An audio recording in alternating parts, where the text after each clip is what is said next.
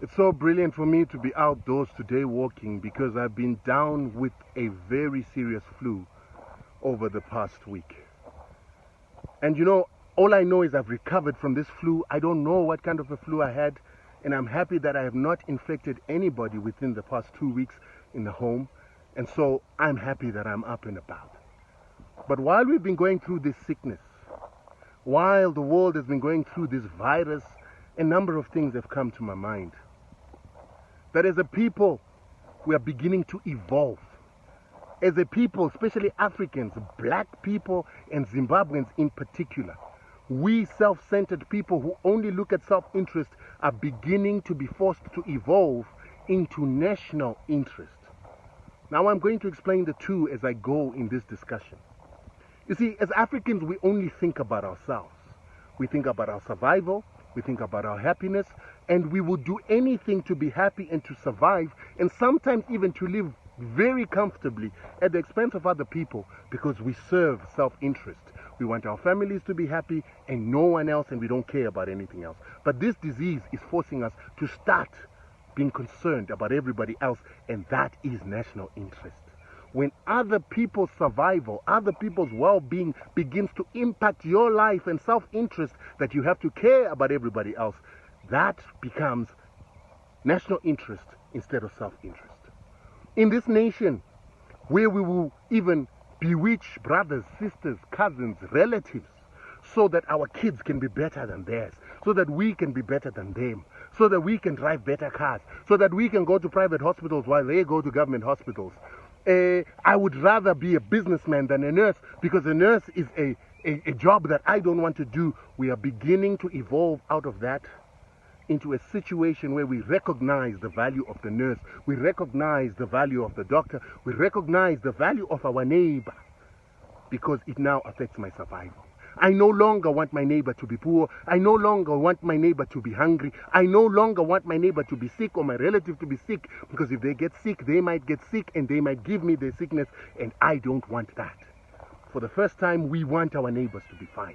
In a nation where we hate our nation so much that we want our government to fail, we want the worst hospital systems, we want the worst schools, we want the worst public systems, because we can afford private healthcare or we can afford to go overseas, we are beginning to wish that we're the best government, we're the best hospitals, we're the best doctors and nurses, because today, when you get this disease, you want to be able to get treated so that you can survive. You're beginning to start understanding national interest. You're beginning to understand the importance of the nurse aide, the helper. You're beginning to understand the importance of those around you for your well-being. This is what was missing in Zimbabwe. And the Makamba family had to learn this the hard way. The Makambas are rich.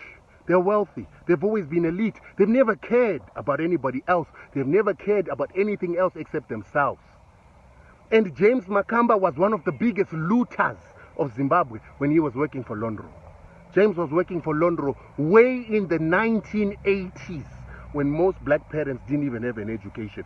James was already in the elites, serving Tiny Roland and British shareholders to loot Zimbabwe, selling the Zimbabwean government British arms through Lonro, selling the Zimbabwean government Motorola radios to the police force, selling the Zimbabwean army Mahindra trucks. He was doing that, making huge commissions, overcharging the government of Zimbabwe so that he could collect his commissions for himself and General Mujuru and the family back in England, together with other high-ranking government officials. The reason why the bribes had to go to England is so that other people would not know that they were getting bribed. This made James very wealthy. Houses in England. His children went to the best universities in the world, Wharton University. People like Zororo Makamba went to the best private schools and to the best universities across the world because their father was wealthy from looting Zimbabwe. Looting Zimbabwe for colonialists. Lonro was one of the biggest colonial companies that owned more than 1 million hectares of land. Sanctions are because companies like Lonro lost their properties in Zimbabwe. James Makamba worked for those interests. James Makamba didn't care whether Zimbabwe has got sanctions because he had wealth outside Zimbabwe. $65 million home in South Africa, $2.5 million pound home in England. He didn't care about Zimbabwe. He didn't care that he was destroying Zimbabwe. He didn't care that he was externalizing wealth from Zimbabwe because it didn't impact him and his family. They were happy. They were elite. They were better than all other Zimbabweans. They were better than the peasants.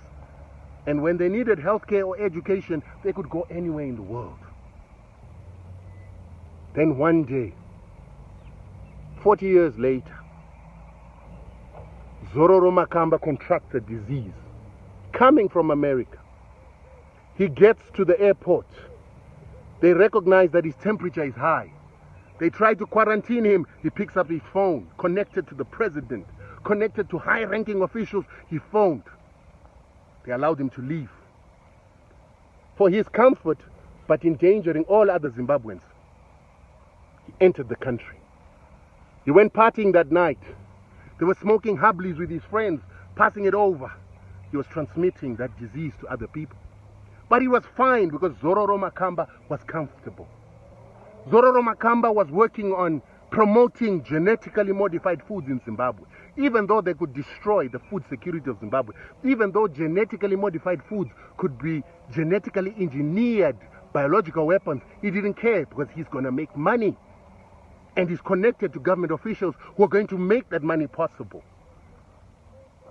But as God would have it, Zororo Makamba contracted a genetically modified disease, a biological weapon made by certain pharmaceutical companies and countries that want to benefit from the misery of the world. They didn't know Zororo. They didn't care about Zororo. In their world, Zororo was a peasant. He caught the disease. He died.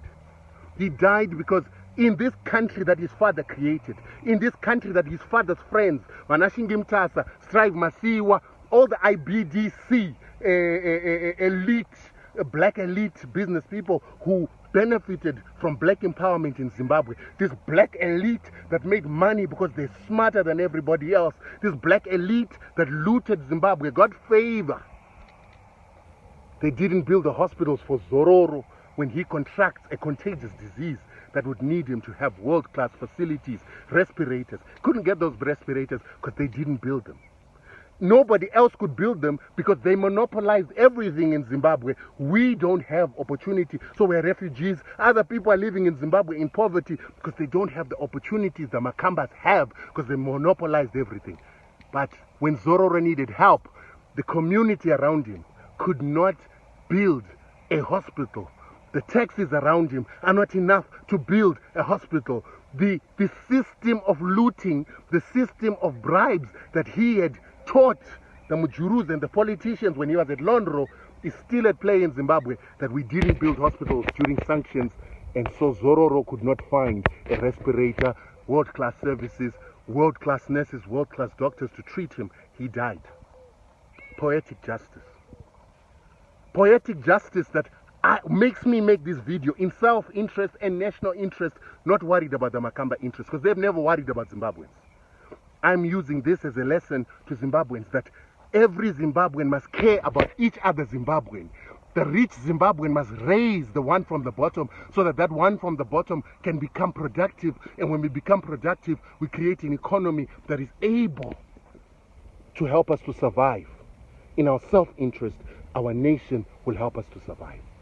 When we say, let's create industries, stop importing, Strive Masiwa, stop destroying Zimbabwe for your own benefit, for your own monopolization of money payment systems, for your own monopolization of banking, for your own monopolization of telecoms. Stop destroying African seeds and bringing GMOs and using people like young Makamba, because you are destroying the livelihood of other Zimbabweans who then will not be able to raise Zimbabwe to make it a nation in national interest that will be able to make you live or make your relatives live better tomorrow. The Makambas have learned this the hard way. And I'm glad it happened to a rich family, because I hope that the message I've been preaching, when I speak against Vanamasiwa, when I speak against all these wealthy people that were created by this black empowerment, who have then cannibalized Zimbabwe to go and live lives outside, forgetting that Zimbabwe is home. I hope you've learned your lesson and you begin to understand that we all must play our role. Sanctions are real. COVID is real. The fact that the black business elite and the political elite have destroyed Zimbabwe. And I don't talk about the political elite because you talk about them. I want to tell you about the business people who have a role and responsibility after being given our tax money, after being given spectrum to start cell phone networks, after being given tenders by our government and our taxes. You owe us to develop Zimbabwe so that it can also develop you. The Makambas have learned, and none of them is innocent. Zororo enjoyed the benefits of his father's loot. The wife, an irresponsible woman, sat beside the husband when he was looting, thinking that she won't need Zimbabwe. Now she's learned the lesson. I hope every other wife, Kamushinda, all those business people, I don't know all your names, Chingai Mutasa, I've talked to you, I've talked to your wife. I hope you're learning. This is what I was talking about. You haven't built a country. You idiots have become so rich off the poverty and impoverishment of Zimbabweans because you're not building it. But even when the white man was in Zimbabwe, when the self-centered Rhodesian was in Zimbabwe, he made sure that that country was livable. He made sure that when they had sanctions in Rhodesia, they supported the country. You, Mutasa, Makamba, Masiwa, you have neglected this country and become richer. You thought you were wise. Makamba now knows that he's not wise. Makamba lives in Joburg.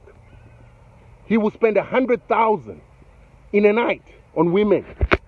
100,000 buying champagne. But he couldn't get a respirator for his son for $120,000. But he lives in a 65 million rand house in Johannesburg.